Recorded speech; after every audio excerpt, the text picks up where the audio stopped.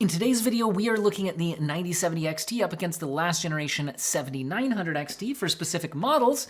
The 7900 XT, I have the Power Color Hellhound, and I'm running it at its out-of-the-box settings, which I think includes a little bit of extra power limit compared to the AMD reference. And for the 9070 XT, we are doing the Steel Legend, which is running at the reference 304 watts. So actually, the older 7900 XT is drawing a little more power here.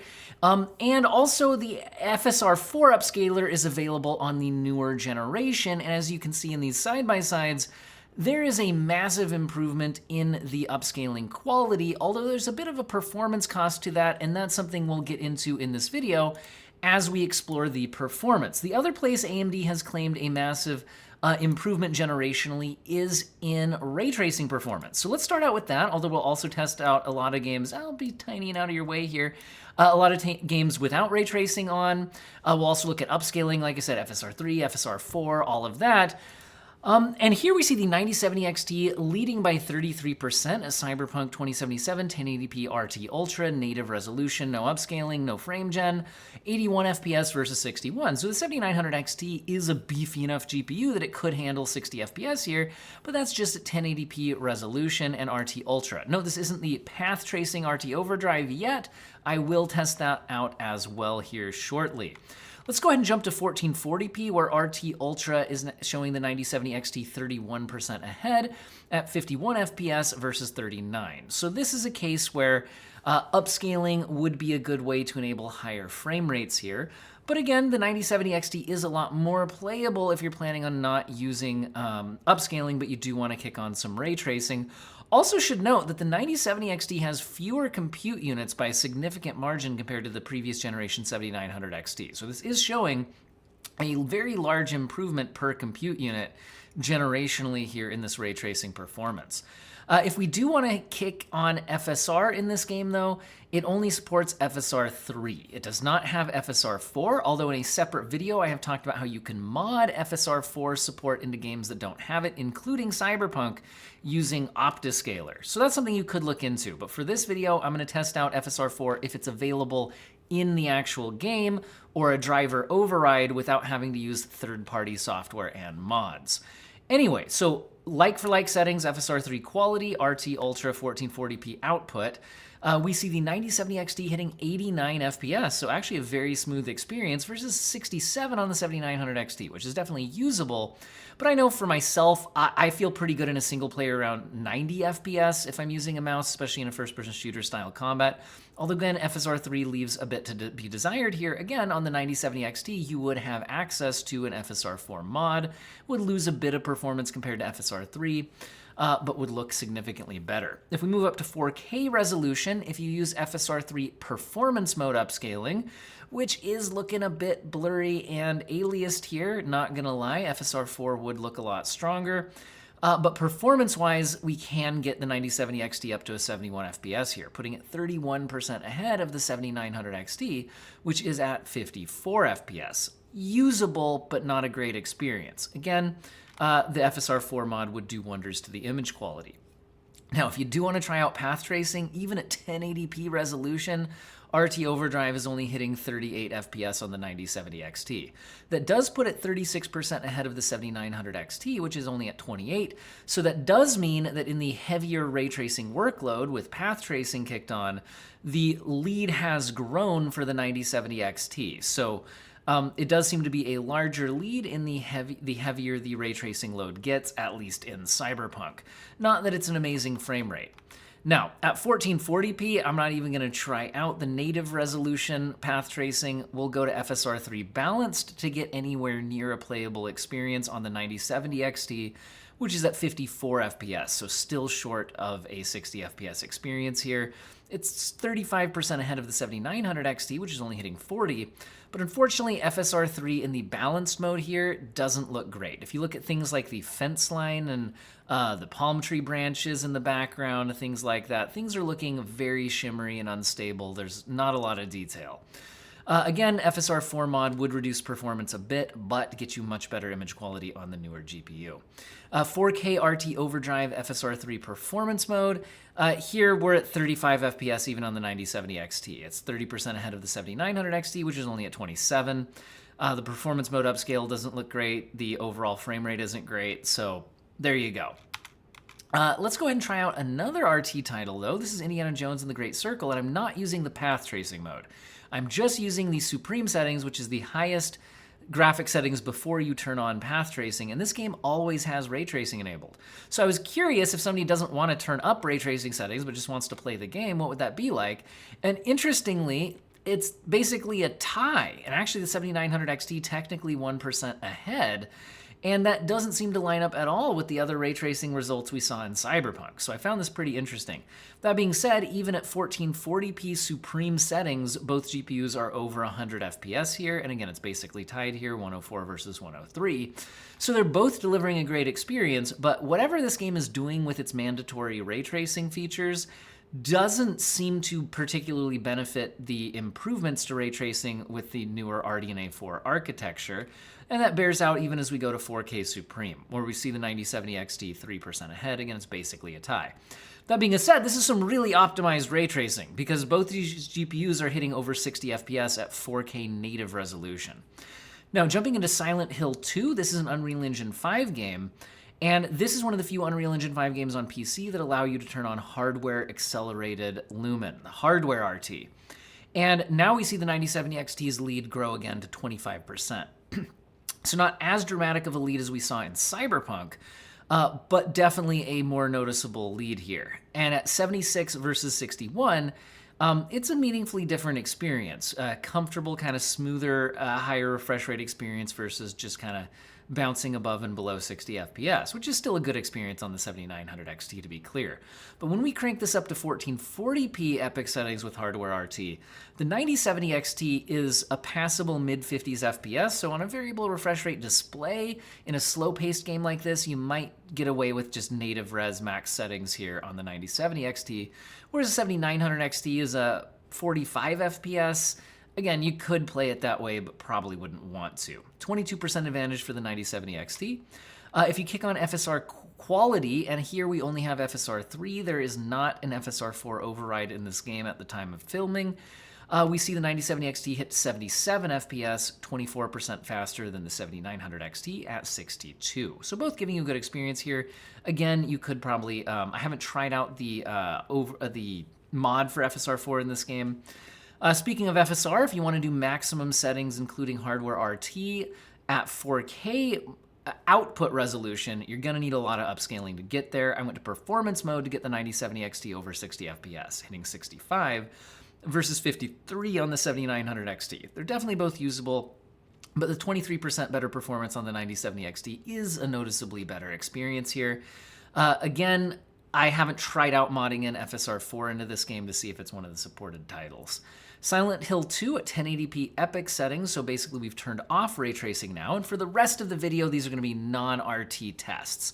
So, no ray tracing, we notice the 9070 XT's lead drops to 13%, and overall frame rates are a lot higher. 1080p epic is at 94 versus 83, so great experience on both. 9070 XT is measurably faster. 1440p epic settings, the lead for the 9070 XT drops to only 6% at 66 versus 62 FPS.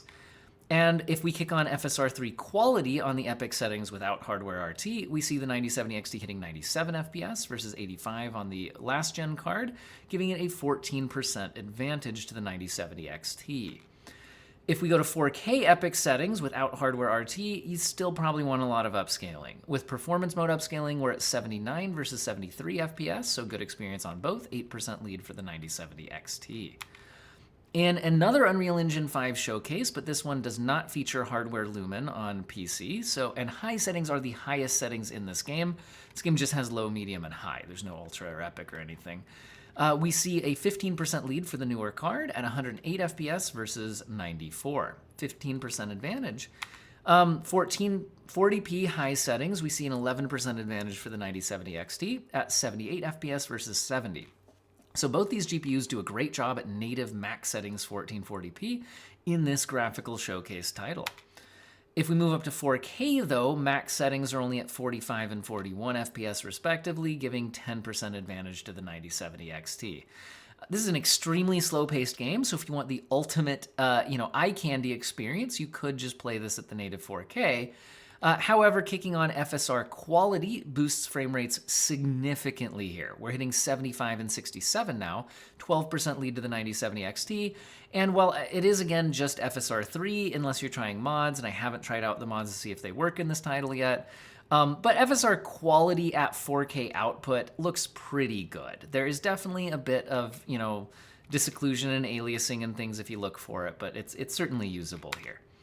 In Horizon Forbidden West at 1080p very high settings, which are the maximum settings in the game, we're getting very nice frame rates, 132 and 150, putting the 9070 XT 14% ahead, but really just a great experience, high refresh rate on both. If you're playing at 1440p, which is more likely the target for most people buying this class of hardware, we're still breaking 100 FPS on both GPUs at 105 and 121, putting the 9070 XT 15% ahead. If we jump to 4K resolution, max settings, we're actually great, 76 and 66, 15% lead for the 9070 XT. However, I wouldn't say that's like a true high refresh rate experience, so kicking on quality level upscaling can significantly increase the performance. Here, we're seeing the 7900 XT reach 85 FPS and the 9070 XT break 100 at 101, and it actually goes 19% faster. So this is a great result for both GPUs, and this is a like-for-like comparison with FSR 3 on both. However, this is a game that features a driver-level override to kick on FSR 4, but again, that is only supported on the 9000 series of GPUs. So this gets to a not apples-to-apples comparison. They both have the same internal rendering resolution, but are using different upscaling algorithms. If you look at things like the hair bouncing back and forth, it looks noticeably more detail in the right side of the screen here with FSR 4. If you look at the bow on the back, there's way more of a ghosting trail behind the bow, especially in the top right shoulder area and things like that. So FSR 4 looks noticeably better here, despite FSR 3 quality being acceptable at 4K. Again, you still can notice the differences here. It's dropped to a 13% advantage performance-wise for the 9070 XT though, because FSR 4 is a heavier upscaling algorithm. With God of War Ragnarok, 1080p Ultra, and Ultra is the highest settings in this game, very good experience on both GPUs. 109 FPS on the 7900 XT and the 130 FPS on the 9070 XT. 19% lead for the newer GPU. If we go to 1440p Ultra, things are definitely still a good experience. 91 FPS maxed out on the 7900 XT, and the 9070 XT is 106. 16% faster, but again, great experience on both cards here. Even at a native 4K max settings, the 7900 XT is good for 60 FPS. However, the 9070 XT is a lot nicer at 69, putting it 15% ahead performance-wise. But this is a point where if you have a high refresh rate 4K display, you might want to take advantage of a higher frame rate using upscaling.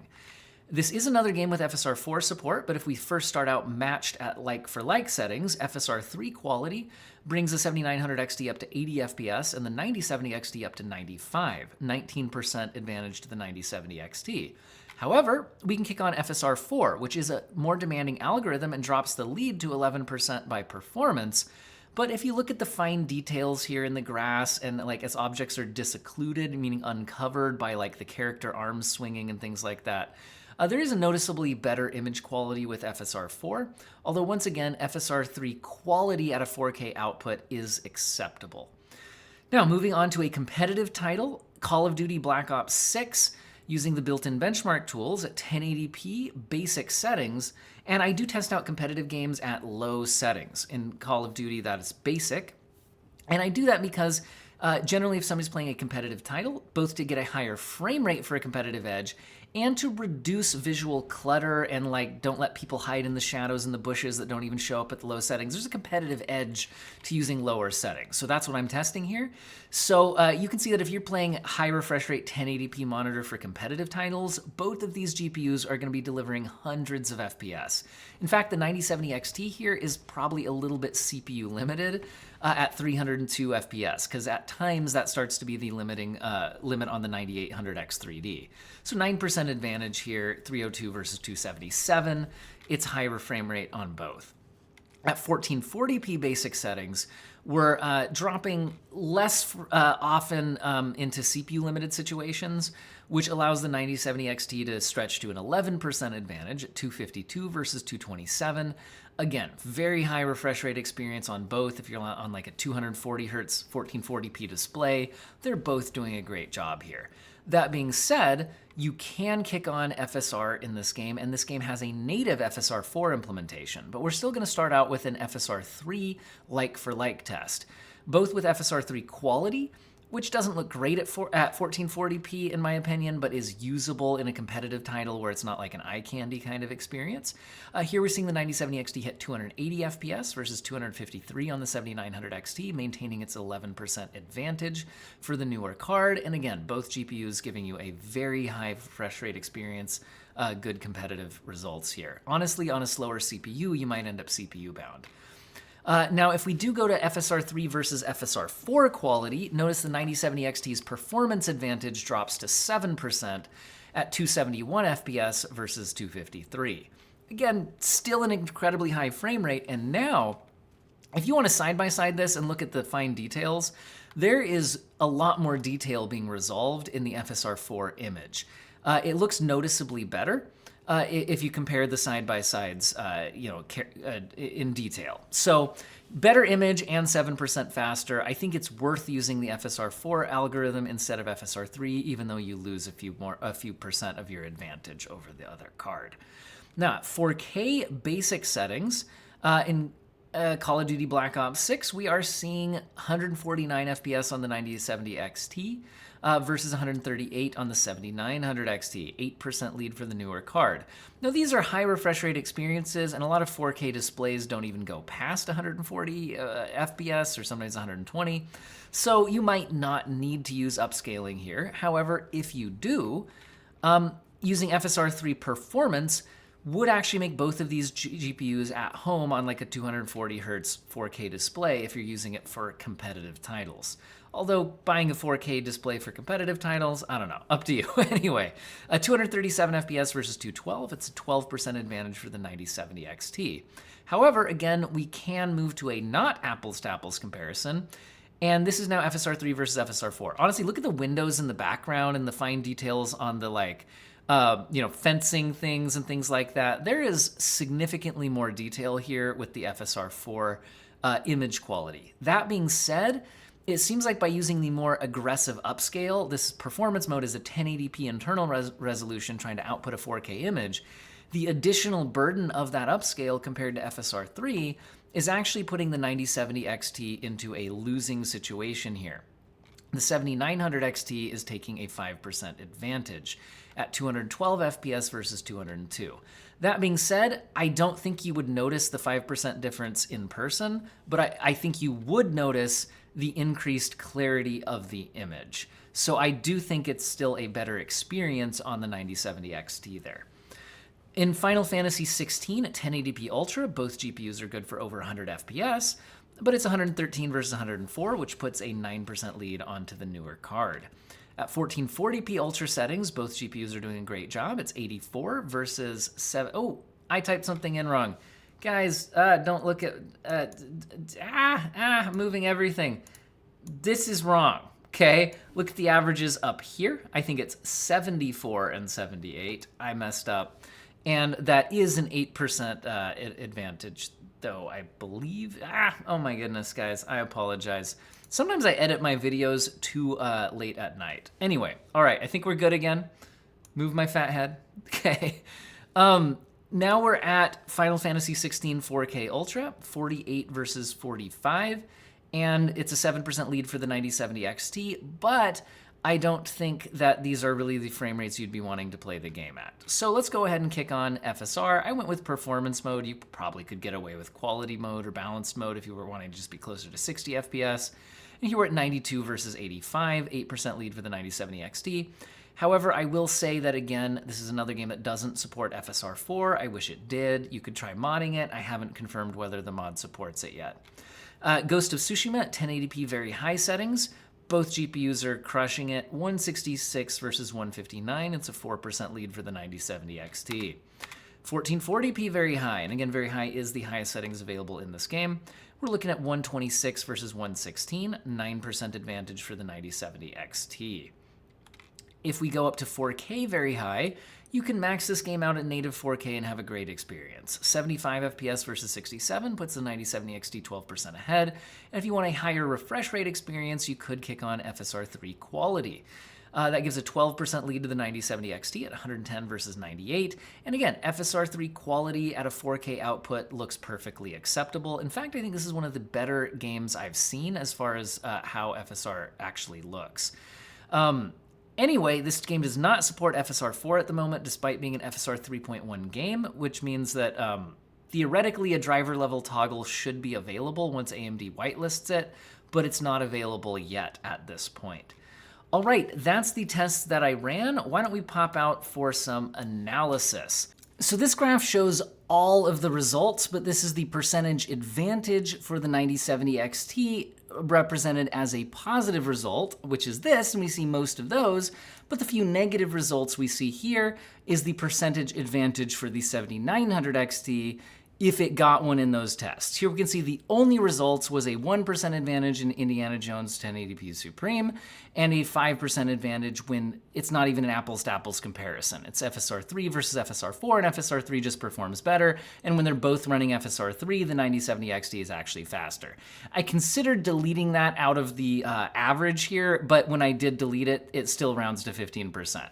So that's the overall result, is the geo mean of all of the tests I ran here is the 9070 XT is 15% faster. And yes, even if you delete the couple of non-apples to apples, FSR 3 versus FSR 4 comparisons, still averages out to 15%. So I left them here just so you can see all the results summarized. Now, this does include ray tracing results combined with non-ray tracing results. And we've seen that the biggest advantages here are in the heaviest ray tracing situations, and that's something AMD claimed, was that there was not only just a general performance improvement per compute unit for this generation, but also that ray tracing especially had an even larger performance jump. And this does seem to be confirming that. If we just filter this out for ray tracing, then actually, you know what? First, let's look at this. So this is sorting it by best advantage for the 9070 XT to worst advantage, or actually in this case, advantage for the 7900 XT.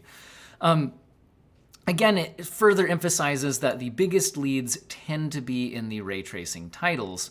However, Indiana Jones, despite using ray tracing when we're not in its path tracing mode, doesn't seem to particularly like the newer generation. And in fact, despite being a ray tracing title, interestingly enough, it's some of the better results for the 7900 XT. So that's kind of an interesting split.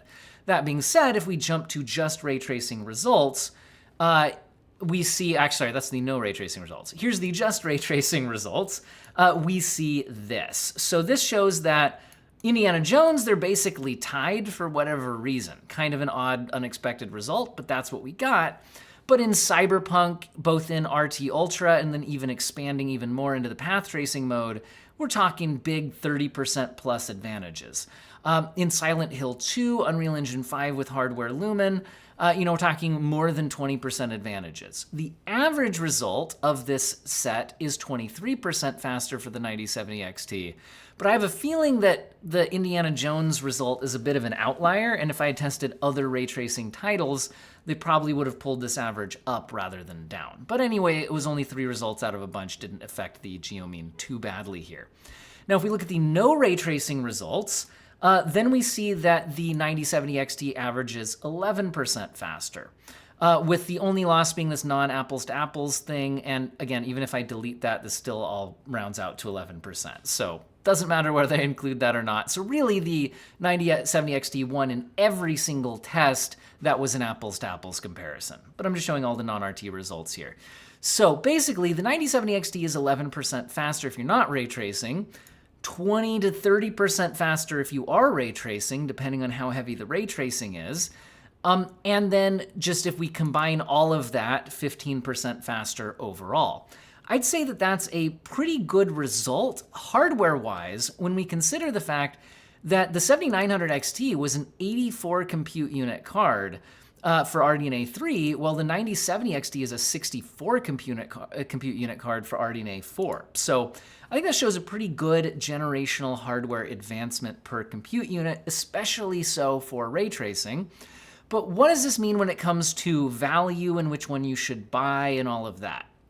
Well, if you already have a 7900 XT, I don't think a 10% rasterized performance jump and better than that in ray tracing, but if you bought the 7900 XT in the first place instead of an NVIDIA card, you probably weren't too sold on ray tracing in the first place. I would say that it's probably not worth the hassle of upgrading for the 11% faster non-RT results. That being said, if these cards were similarly priced on the actual market and you were deciding which one to buy, I think it's clearly the case that the 9070 XT is the better card.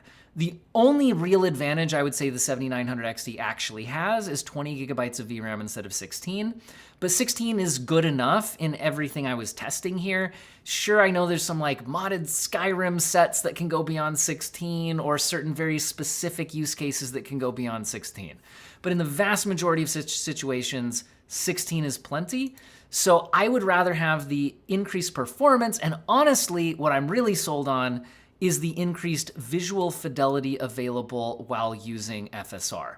Because what this, in my opinion, actually translates to is even more of a performance advantage. Because what this means is I would often use FSR 4 in cases where I would not turn on FSR 3, and that just effectively increases the performance. Or in cases where I would be using FSR 3, FSR 4 can most likely be turned to a more aggressive setting to further increase the performance while still looking better than FSR 3. It's a significant improvement. So between these two cards, I would absolutely rather have the 9070 XT. Now I'm going to jump into something that hopefully will feel outdated if you're watching this video in the future, but if you're watching it right now, where we're only like 2 weeks out from the 9070 XT release, we're in an awful graphics card market when it comes to supply. The 9070 XT is basically sold out anywhere near MSRP, so the models that are actually readily available are like either scalped or just the super high-end cooler versions, and we're talking coming in over $800 generally for the ones that are sitting in stock. Yes, if you quickly get a supply drop, or maybe you live near a micro center or something like that, sometimes you can get better deals. But that's what the current in-stock pricing looks like as of my time of filming this video, about 2 weeks after launch.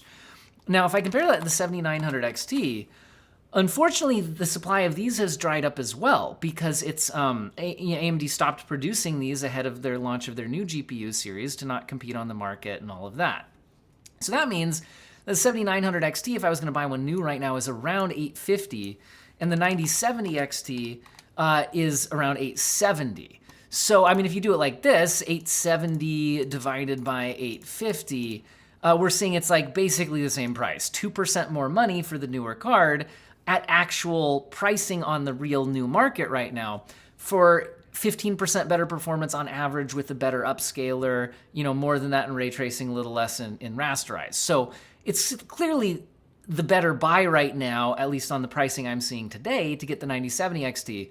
Although, keep in mind, the 7900 XT may be available in the used market at more reasonable pricing. And that's where I think it would put up a bit better of a fight. Now, so if you're comparing these at different pricing, how much more would I pay for a 9070 XT compared to a 7900 XT? Well, I would say that, again, given that, if I mix the ray tracing and non-ray tracing results, I'm getting a 15% faster, average. I would say, obviously, you would pay at least that much more in value, like it's worth at least that much more. But I would say that with the addition of FSR 4, I would pay more than 15% more for a 9070 XT if I was choosing between them in the market. So you can compare pricing at whatever values you're seeing and take a look at that if you're deciding which one's worth buying. Now, if you're comparing these to other cards, I've got lots of other head-to-head videos, just like this one with all the graphs and the side-by-sides and everything, so you can definitely check that out. In general, as of the time of filming, I just don't think this is a great time to buy a graphics card. I'm really hoping that since we're only 2 weeks out, that AMD starts getting more shipments in for the 9070 XT and it gets closer to its original MSRP, which is supposedly $600. We'll have to see if it actually hits 600, but I really think that, paying nearly $900 for this is very disappointing. So that's my overall thoughts. I hope all of you have an excellent day.